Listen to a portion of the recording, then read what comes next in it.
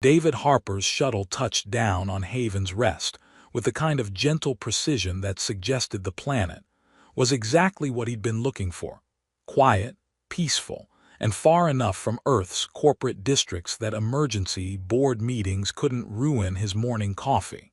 The frontier colony stretched out before him like a postcard advertising sustainable living, with small homesteads scattered across rolling hills, where human agricultural technology coexisted respectfully with indigenous plant communities. "Mr. Harper." The greeting came from Colony Administrator Walsh, a weathered woman whose handshake suggested she'd built most of the settlement's infrastructure personally. "Welcome to Haven's Rest. I trust the journey wasn't too terrible." Exactly as advertised. 3 weeks of peaceful hyperspace travel, followed by the most uneventful planetary approach of my life, David replied, shouldering his modest collection of personal belongings. "Which is exactly what I was hoping for." "Excellent. Your homestead is prepared, and I think you'll find the botanical research opportunities here are everything our recruitment materials promised."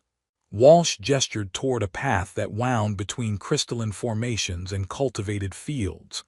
"Though I should mention that frontier life does require some adjustment to local customs and neighbor relations."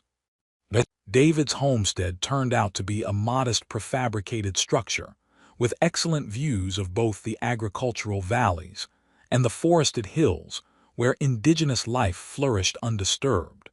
More importantly, it came with a fully equipped botanical research station, where he could pursue his studies of sustainable agriculture without corporate oversight demanding immediate commercialization of every discovery. "This is perfect," David said, activating his research equipment and noting that the planet's unique soil chemistry would provide years of interesting study opportunities. "Though I have to ask, what did you mean about local customs? Are there cultural considerations I should be aware of?" "Nothing dramatic. Just remember that some of our residents come from different backgrounds, and frontier communities work best when everyone respects each other's privacy and traditions." Walsh pointed toward a larger homestead visible through the trees. "Your nearest neighbor is Elena Corvani. She's been here about 3 years, keeps to herself mostly, but she's extremely knowledgeable about local flora and has been helpful to other researchers." As Walsh departed and David began settling into his new home, he couldn't help but notice that his neighbor's property was considerably more established than his own. Well-maintained gardens surrounded a substantial house that seemed designed to harmonize with the natural landscape, while sophisticated botanical arrays suggested someone with both the resources and expertise to pursue serious agricultural research. The introduction came the next morning when David discovered Elena working in one of the garden areas that bordered their shared property line. She was tall, graceful, with silver hair that caught the early light and pointed ears that marked her as non-human, though of what species, David couldn't immediately determine. "You must be the new researcher," Elena said, looking up from what appeared to be a complex analysis of soil mineral content. "I'm Elena Corvani. Administrator Walsh mentioned you were interested in sustainable agriculture applications." "David Harper, and yes, that's exactly what brought me here." David approached the property line, noting that Elena's gardens showed a sophisticated understanding of both human agricultural techniques and indigenous plant relationships. "Though I have to say, your work here suggests considerably more expertise than Administrator Walsh's description of helpful to other researchers." Elena smiled, though something in her expression suggested she preferred to downplay her capabilities. "I've had time to learn the local conditions. 3 years of trial and error teaches you quite a lot about what works and what doesn't in this ecosystem. I don't suppose you'd be willing to share some of that knowledge. I'm particularly interested in nitrogen fixation relationships between terrestrial crops and indigenous root systems. I'd be happy to help, though I should warn you that my schedule is somewhat unconventional. I tend to do most of my field work during evening and early morning hours. David noted that Alina did seem remarkably pale for someone who spent time in agricultural research, but attributed it to personal preference or possibly medical sensitivity to the local sun's radiation. That's fine with me. I'm still adjusting to the local day cycle anyway. Over the following week, David found Alina to be exactly the kind of neighbor he'd hoped for when choosing frontier life. She provided invaluable advice about local growing conditions, respected his need for quiet research time, and possessed an impressive knowledge of indigenous plant species that greatly accelerated his acclimatization to Haven's Rest's unique ecosystem. The crystalline formations aren't just geological curiosities, Alina explained during one of their evening consultations, pointing to the mineral structures that dotted the landscape. They create microclimate conditions that certain plants have evolved to exploit. If you position your crops to take advantage of those effects, you can achieve yield improvements of 20 to 30%. That's remarkable. Have you published any papers on these relationships? I prefer to focus on practical applications rather than academic recognition, Alina replied, though something in her tone suggested there might be more complex reasons for avoiding scholarly attention. David didn't press the issue, respecting Alina's privacy while appreciating her willingness to share knowledge that was proving invaluable to his research. Frontier life was supposed to be about independence and mutual respect, not prying into neighbors' personal choices. The storm arrived during David's second week on Haven's Rest, with the kind of sudden intensity that made him grateful for Alina's warnings about local weather patterns. Hurricane-force winds and driving rain turned the peaceful agricultural settlement into a survival situation, and David's modest prefabricated shelter proved inadequate for conditions that apparently occurred several times per year. David, Alina's voice carried clearly through the storm, and he looked up to see her approaching his damaged shelter with emergency gear. Your roof won't hold through this. You need to come to my house until it passes. David looked at his research station, noting that several pieces of essential equipment were already showing water damage despite his efforts to protect them. I hate to impose, but you're probably right. This shelter wasn't designed for storms this severe. No imposition at all. Frontier communities survive by helping each other during emergencies. Alina helped him secure his most valuable research materials. My house is built to handle these conditions, and I have plenty of space for a temporary guest. As they made their way through the storm to Alina's substantial home, David reflected that accepting her hospitality was exactly the kind of neighborly cooperation that made frontier life appealing. Independent when possible, mutually supportive when necessary, with respect for each other's autonomy and traditions. He had no way of knowing that Alina's invitation had just placed her in violation of ancient laws that governed her species, or that his acceptance would activate covenant protocols that had been carefully avoided for 3 years of peaceful frontier living. Sometimes the most significant choices are made in complete ignorance of their implications, and David Harper had just unknowingly agreed to become part of something much older and more complex than frontier neighborliness. Alina's home proved to be significantly more sophisticated than David had expected from external observation. The interior was spacious and beautifully appointed, but designed with unusual attention to light control. Thick curtains blocked every window, while subtle artificial illumination created a warm ambience that felt more like perpetual evening than shelter from a midday storm. "Please make yourself comfortable," Alina said, though David noticed she seemed unusually nervous for someone offering routine hospitality. The storm should pass within a few hours, but frontier weather can be unpredictable. "This is incredibly generous of you," David replied, settling into what appeared to be a reading area lined with an impressive collection of botanical texts. "And I have to say, your collection suggests considerably more than casual interest in agricultural research." "I've had time to accumulate resources," Alina moved to what appeared to be a well-equipped kitchen, though David noticed the food preparation area seemed designed for cuisine that didn't require traditional cooking methods. "Can I offer you something to drink? I have traditional beverages from my homeworld." "That sounds fascinating. I'd love to try something authentically alien rather than the standard synthesized options." Alina paused in her preparations, and David caught something in her expression that seemed like internal conflict.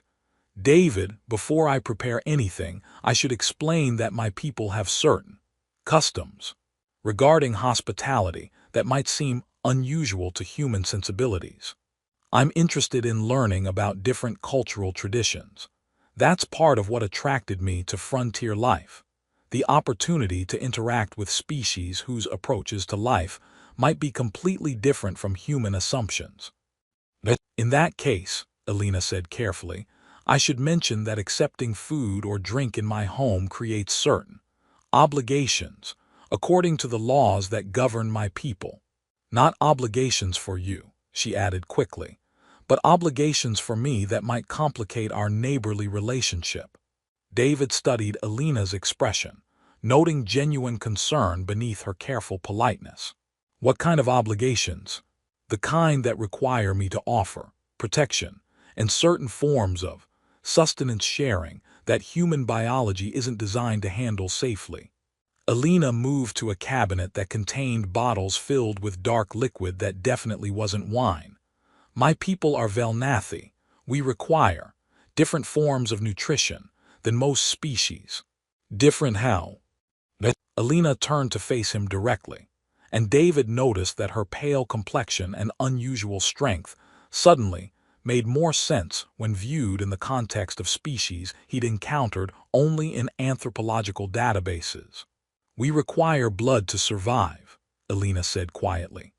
Not in the way that human mythology depicts vampires, but as a biological necessity that we've learned to manage through synthetic alternatives and careful social protocols that prevent harm to other species." David felt pieces clicking together in his mind. The nocturnal schedule, the sophisticated home setup that avoided natural lighting, the carefully maintained distance from other colonists. "You're telling me that my neighbor is a vampire."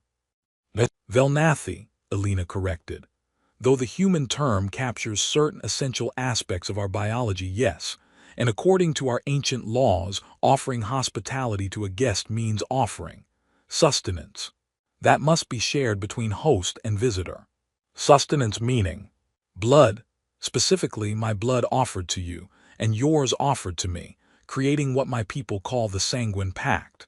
Alina's voice carried the weight of cultural tradition mixed with personal dread.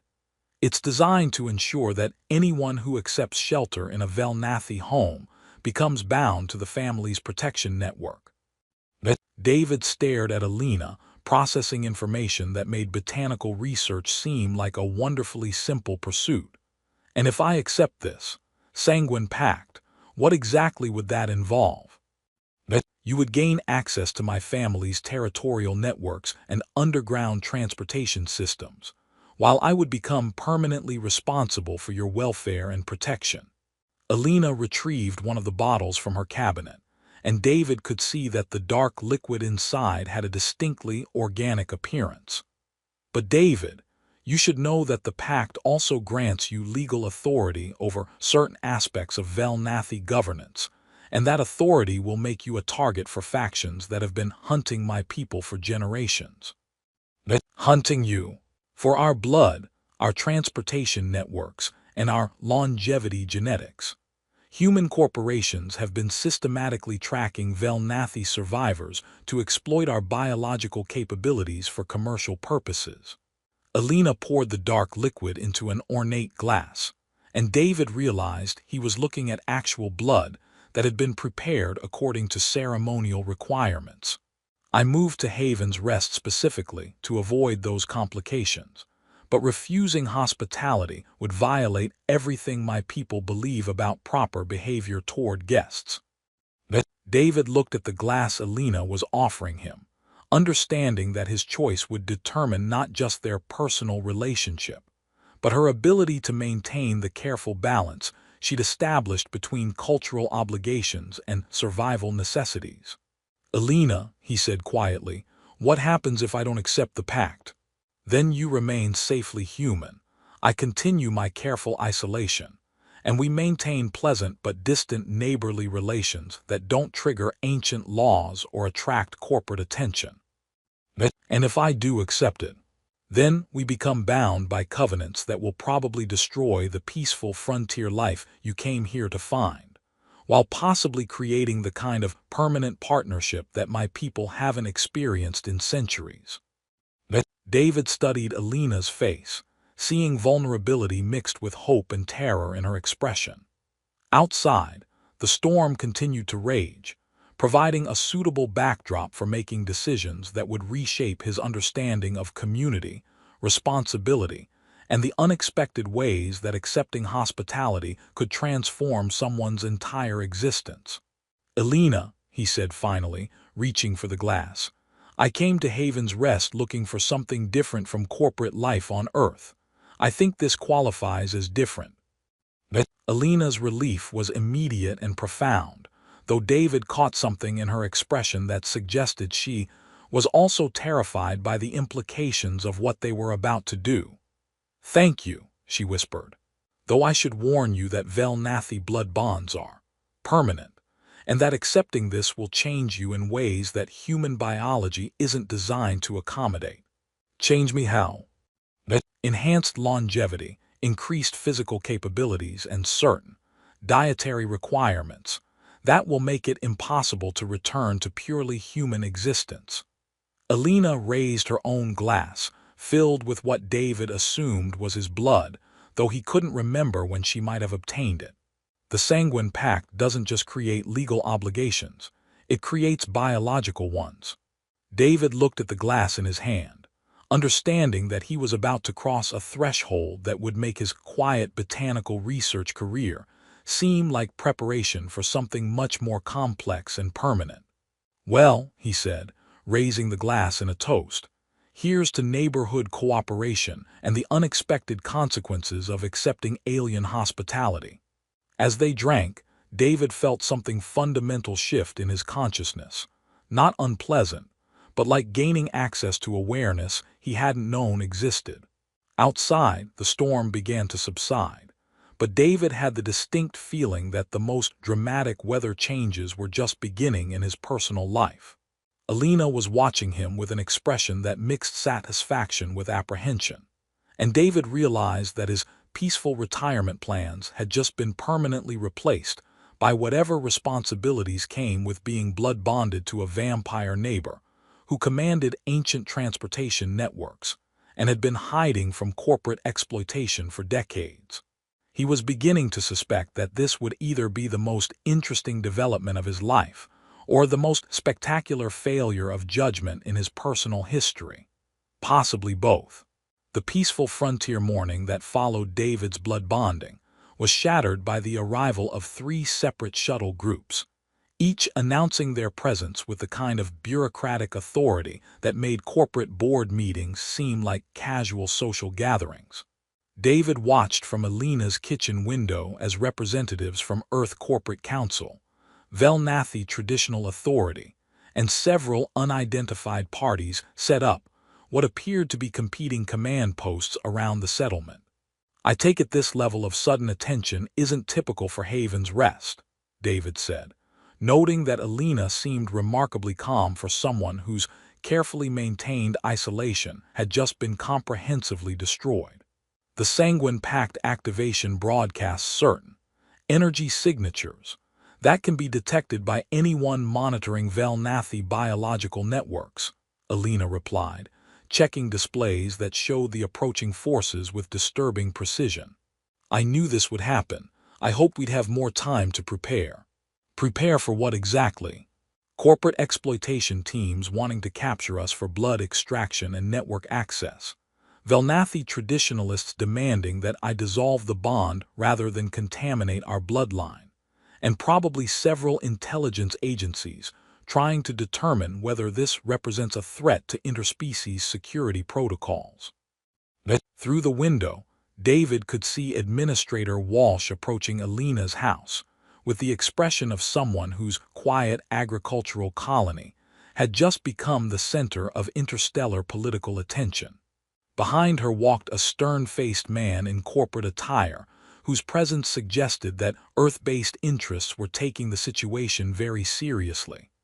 Alina Corvani, the corporate representative, announced without preamble, "I am Director Harrison from Earth Colonial Resource Management.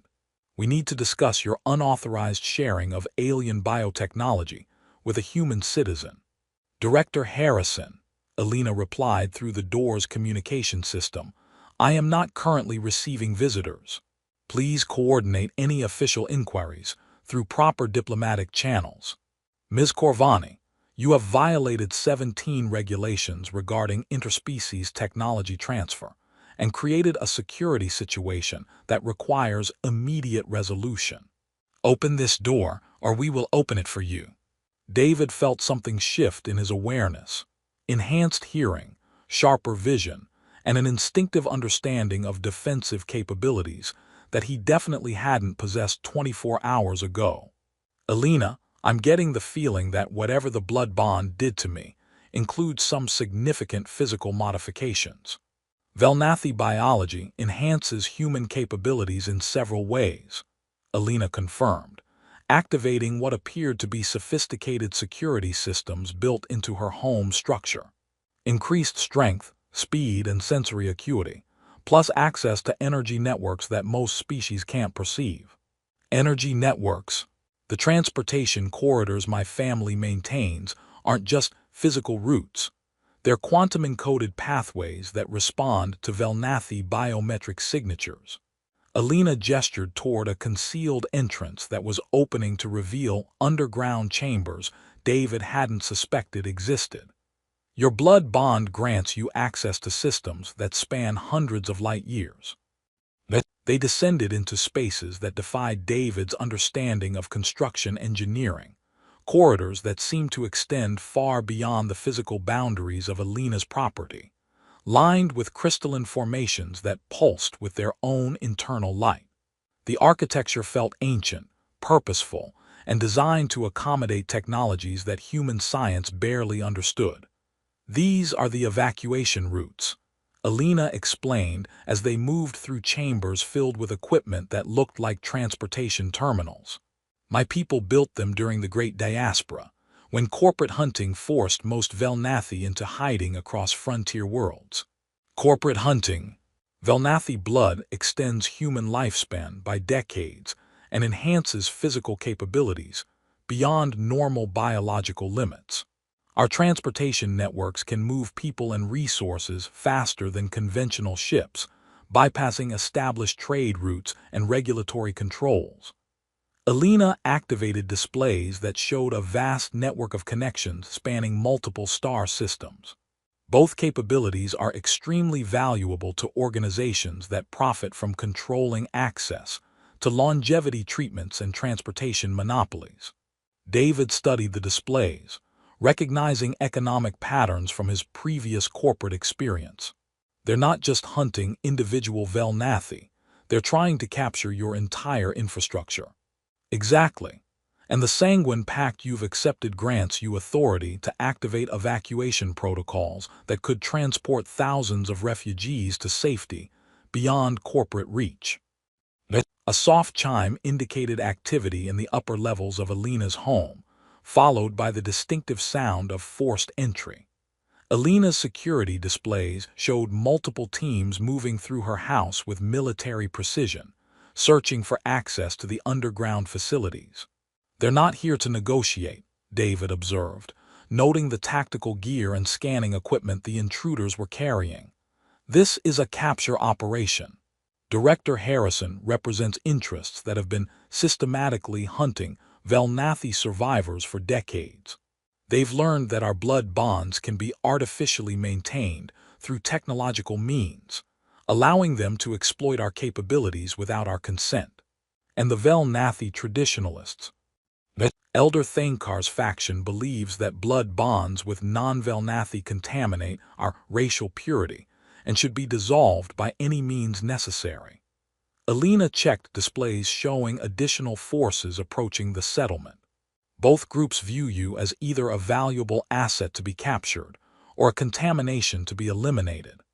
David felt his enhanced awareness expanding, providing tactical information about the forces above them and the defensive capabilities of the underground complex. Alina, I need to understand something. When you offered me the Sanguine Pact, did you know this would happen? I knew it was possible, Alina admitted.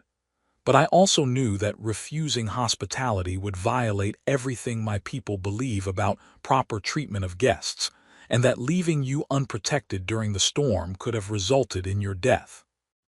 So you chose to honor your cultural obligations, even though it would expose you to the hunting parties you've been avoiding for 3 years. I chose to do what was right according to my people's laws, regardless of the personal consequences. David looked around the underground chambers, seeing not just transportation terminals, but what appeared to be extensive living facilities designed to shelter large numbers of refugees. These evacuation routes, they're not just for Velnathi, are they? They're for anyone who needs safe passage away from persecution, exploitation, or corporate control. My people's laws require us to provide sanctuary to any being who requests protection. The security displays showed corporate teams beginning to locate access points to the underground complex, while Velnathi forces established perimeters that suggested they were preparing for siege operations. Alina, David said, decision crystallizing in his mind. What would happen if we formalized this blood bond through whatever full ceremony your people use? Would that give us enough authority to activate the evacuation networks for other threatened settlements? It would give us authority to activate the entire network, providing transportation and sanctuary for refugees throughout this sector of space. But David, the full Sanguine Covenant requires complete biological integration. You wouldn't just gain Velnathi capabilities. You'd become something new, permanently changed in ways that would make it impossible to return to human society. And if we don't formalize it, then the partial bond dissolves under pressure from the hunting parties. The evacuation networks remain sealed, and thousands of refugees across multiple worlds remain trapped by corporate exploitation and political persecution. David looked at the displays showing forces converging on their position, understanding that his choice would determine not just his personal future, but the survival of transportation networks that served as lifelines for displaced populations throughout the frontier. Alina, he said quietly, I came to Haven's Rest looking for a simple life focused on botanical research, but maybe what I actually needed was to find something worth becoming more than human to protect. Alina's expression mixed hope with terror as she realized he was agreeing to the full covenant. Are you certain? Because once we complete the ceremony, there's no returning to the life you planned.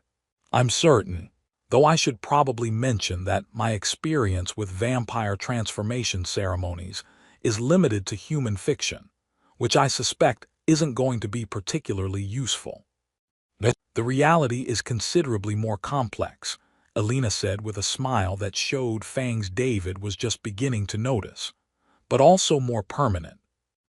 As they prepared for the most important ceremony of their lives, while corporate security teams and traditionalist purists closed in from above, David reflected that his search for peaceful frontier existence had led him to the most significant responsibility he'd ever imagined, ensuring that ancient promises of sanctuary remained available to anyone fleeing the storms of an unjust universe. He was beginning to suspect that this would either be the most important transformation of his career, or the most spectacular failure of species loyalty in human history. The formal Sanguine Covenant ceremony took place in the deepest chamber of the underground network, where ancient Velnathi technology created a ceremonial space that seemed to exist partially outside normal dimensional constraints. David knelt beside Alina before an altar that pulsed with organic light, while above them, corporate security teams and traditionalist forces prepared for what appeared to be a siege that would determine the fate of refugee transportation networks spanning multiple star systems. "Are you ready for this?" Alina asked, her voice carrying harmonics that resonated with the chamber's crystalline structures. "Because what we're about to do will permanently merge our biologies in ways that will make you as much Velnathi as human." "I'm about as ready as someone can be for voluntarily becoming a vampire to protect ancient evacuation routes, while corporate armies try to capture us for blood extraction," David replied, attempting to maintain some levity in a situation that felt like standing at the crossroads of species evolution. "Though I should probably mention that my knowledge of vampire transformation protocols comes entirely from old Earth movies, which I suspect aren't going to be particularly accurate. The reality involves considerably more biological complexity and considerably less dramatic cape wearing," Alina assured him, activating apparatus that looked like a combination of medical equipment and ancient religious artifacts. "Though the permanent lifestyle changes are quite accurate. No more botanical research in sunny fields. You'll be able to continue your research, but your optimal working hours will shift to nighttime, and your dietary requirements will expand to include regular blood consumption." Alina prepared ceremonial implements that appeared to be designed for precise biological modification. "On the positive side, your enhanced capabilities will allow you to perceive plant relationships that human senses can't detect." Elder Thanekar's voice echoed through the chamber's communication systems, broadcast from the forces surrounding Alina's property. "Lady Corvani, you have violated every tradition that governs our people's interactions with other species. Dissolve this contaminated bond and surrender yourself for purification." "Elder Thanekar," Alina replied through the chamber's ancient communication array, "I have honored our people's laws regarding hospitality and protection of guests. If you find those traditions inconvenient, perhaps you should examine your own commitment to Velnathi values. You would sacrifice racial purity for the convenience of one human." "I would honor our people's sacred obligations regardless of the political inconvenience they create for those who prefer isolation over responsibility." David felt the weight of decision settling around him as he understood that their choice wasn't just about personal transformation, but about whether ancient networks of sanctuary would continue to serve displaced populations or be captured by interests that viewed refugee assistance as profitable business opportunity.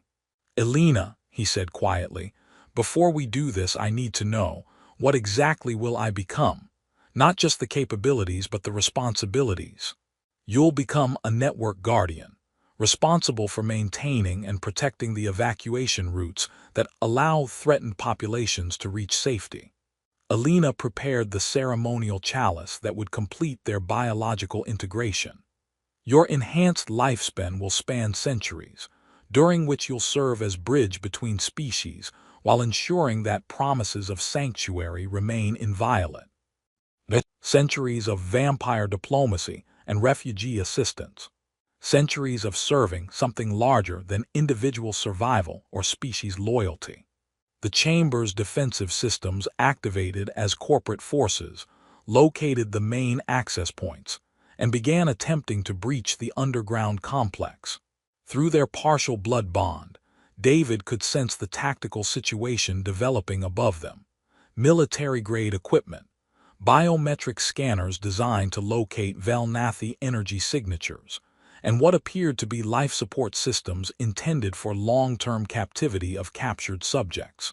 "They're not planning to negotiate," David observed, monitoring the security displays that showed corporate teams setting up extraction equipment. "This is a harvesting operation." Director Harrison's organization has been systematically capturing Velnathi survivors to establish permanent blood extraction facilities, Alina confirmed. "They've learned to maintain artificial blood bonds that provide access to our capabilities without requiring our consent or cooperation."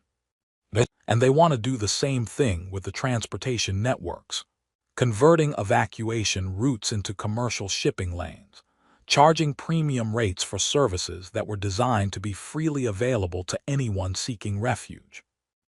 David looked at the ceremonial implements Alina had prepared, understanding that accepting the full covenant would place him permanently beyond the reach of corporate exploitation, while making him responsible for protecting systems that served refugees across hundreds of worlds. "Alina," he said, taking the ceremonial chalice that contained her blood, "I accept the full sanguine covenant, knowing that this choice will make me something new and bind me to responsibilities that transcend individual species loyalty." Alina took her own chalice, filled with David's blood, and spoke the ancient words that would complete their transformation. "And I accept you as covenant partner, knowing that our bond will either preserve the sacred networks or destroy us both in the attempt." As they drank, David felt reality shift around him in ways that made his initial blood bond seem trivial by comparison. His consciousness expanded to encompass the entire transportation network, providing awareness of refugee movements across multiple star systems, while granting authority to activate evacuation routes that had been sealed for decades. But more than expanded awareness, he felt fundamental changes in his biology: enhanced strength that would allow him to protect the network facilities, improved sensory capabilities that would let him detect threats to refugee populations, and the kind of accelerated healing that would be essential for someone whose responsibilities might span centuries of conflict. The Covenant's completion triggered automatic activation of transportation networks throughout the frontier sector. Hidden terminals came online in settlements where populations had been trapped by corporate resource monopolies, while evacuation routes opened for refugees fleeing political persecution and environmental disasters. "Warning," announced the chamber's ancient AI, speaking in harmonics that predated human spaceflight. "Network activation detected by hostile monitoring systems. Corporate extraction teams attempting to breach primary defensive barriers." "Let them come," David said, feeling abilities he was still learning to control. "They came here expecting to capture two isolated Velnathi. Instead, they're facing network guardians with access to defensive systems they can't comprehend." The battle that followed was brief and decisive. Corporate security teams found themselves confronting not just enhanced vampiric capabilities, but automated defensive systems that had been designed to protect refugee networks against exactly this kind of exploitation attempt. Their equipment malfunctioned, their communications were jammed, and their extraction apparatus was systematically dismantled by technologies they couldn't understand, let alone counter. "This is impossible," Director Harrison's voice crackled through damaged communication equipment as his forces retreated in disorder. "No individual Velnathi has this level of defensive capability."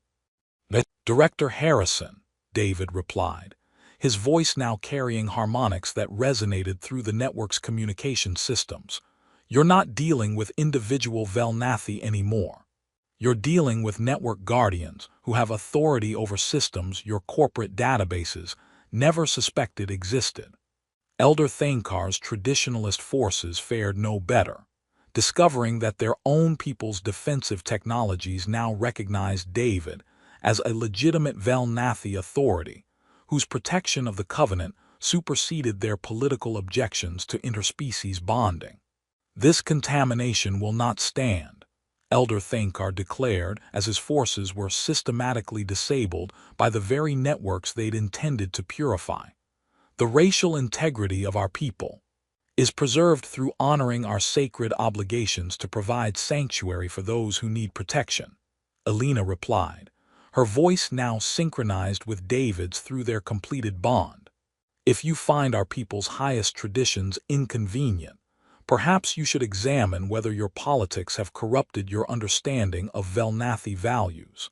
6 months later, Network Guardian David Harper Corvani stood in the transportation control center that had once been Alina's basement, reviewing evacuation statistics that showed the scope of what their covenant had accomplished. The hyphenated name had been Alina's suggestion, representing the new form of existence they'd created together, neither fully human nor traditionally Velnathi, but something designed specifically to serve the networks that connected threatened populations to safety. The blood bond had evolved beyond its original survival requirements into a partnership that allowed them to coordinate refugee assistance across vast distances, while maintaining the kind of enhanced capabilities necessary for protecting ancient systems against modern exploitation attempts. David's botanical research had expanded to include food production optimization for refugee settlements, while his vampiric abilities allowed him to work tirelessly maintaining systems that ordinary human physiology couldn't sustain. "Any regrets?" Alina asked, joining him at the control displays where transport routes showed constant movement of beings fleeing various forms of persecution and seeking new homes beyond the reach of corporate control. "Well," David said thoughtfully, "I do miss being able to enjoy morning sunlight while working in agricultural fields. There's something appealingly straightforward about research that doesn't require fangs and century-long lifespans. As opposed to serving as an immortal vampire guardian of interstellar refugee networks, while maintaining blood bond partnerships that transcend species barriers, and coordinating evacuation operations that could determine whether entire populations survive corporate exploitation or environmental disasters. The work is considerably more complex than simple botanical research," Alina agreed, "though I think you've adapted well to the nocturnal lifestyle and enhanced dietary requirements." "The enhanced dietary requirements took some adjustment," David admitted, referring to his new need for regular blood consumption, which Alina's synthetic alternatives had made considerably more manageable than traditional vampire mythology suggested. "Though I have to say, the sensory enhancements have revealed plant relationships I never could have detected with purely human perception. And the centuries-long lifespan hasn't been a problem yet, though I suppose we'll find out how I feel about immortality after the first 100 years or so." Alina moved closer, and David marveled at how natural it felt to share consciousness with someone whose biology had become inseparable from his own. "There's something I should tell you about the network guardian responsibilities. More complications, more opportunities. The transportation networks don't just serve this sector. They connect to evacuation routes maintained by other guardian pairs throughout the galaxy. We're part of a much larger system of beings who have chosen to dedicate their extended lifespans to protecting refugees and maintaining sanctuary networks." David considered this revelation. "So not only did we accidentally become immortal vampire partners responsible for interstellar refugee assistance, we're also part of an ancient network of similar partnerships spanning multiple galaxies." "Essentially, yes. No pressure." "Right, no pressure at all." David grinned, feeling the familiar mix of terror and excitement that had become his normal response to learning about the cosmic scope of his responsibilities. "Well, if we're going to be part of an intergalactic network of vampire guardians, we'd better make sure we're good at it." "Agreed. Though I should probably warn you that network guardian partnerships often involve ceremonies and responsibilities we haven't encountered yet, including some that require coordinating with guardian pairs, whose species and capabilities we haven't even met. More ceremonial challenges that might involve transforming into something even further, beyond human experience." "Almost certainly. Perfect. I was getting bored with simple immortal vampire refugee coordination anyway." As their control center coordinated another successful evacuation, this time carrying families fleeing corporate strip mining operations to agricultural worlds where they could rebuild their lives, David reflected on the strange turns his frontier retirement had taken.